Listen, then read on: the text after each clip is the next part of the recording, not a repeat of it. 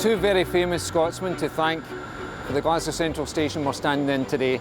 The first was Donald Mattison, the Chief Engineer for the Caledonian Railway Company, and James Miller, the architect.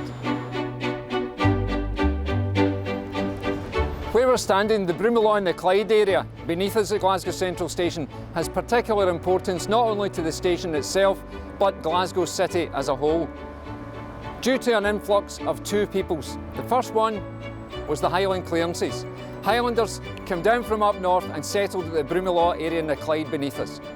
So much so that by 1848, the Brimland area in the Clyde was the most densely overpopulated area in the whole of Glasgow. To add to matters, we had the Irish famine, the Great Hunger, and Gortamore from 1845 to 1852.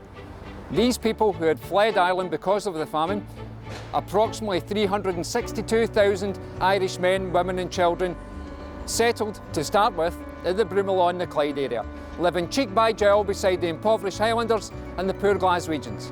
Now the stories of these two people are pivotal not only to the story of Glasgow City itself, but Glasgow Central Station, because the original porters that worked up the stairs on the high level station were all Gaels, Gaelic speakers. The station itself was built in 1879 by 13,500 Scottish Highland and Irish navvies. Navvy being an abbreviation for navigational ditch digger. The Irish navvy was a man to be revered.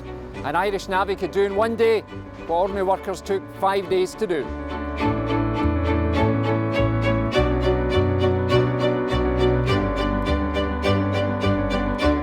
On my right hand side here we have James Miller, one of Scotland's most famous architects and responsible for many buildings in Glasgow to this day.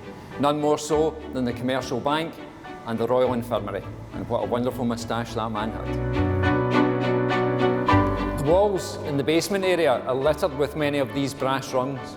The Caledonian Railway Company tied their horses up down here, and the horses were used to transport various railway planners, dockers, tickets and booklets to other railway stations that were under the auspices of the Caledonian Railway Company.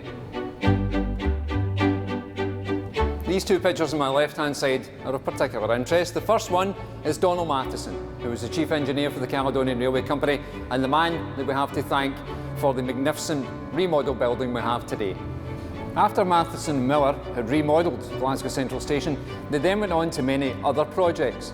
First thing they done was design and build Wemyss Railway Station, then Gleneagles Hotel and Gleneagles Railway Station itself. The crest on the left-hand side is the Caledonian Railway Company's crest. This is a direct copy of Scotland's national crest. Unfortunately, this led to a very bitter courtroom battle in the Court of Session that was never resolved, simply because the Lord Lion, the keeper of the clans and the tartans, was apoplectic with rage that a private company had taken Scotland's national crest and used it as their own. But to this day, it still stands in stone directly above us in the carriage driveway as one of the old entrances to Glasgow Central Station.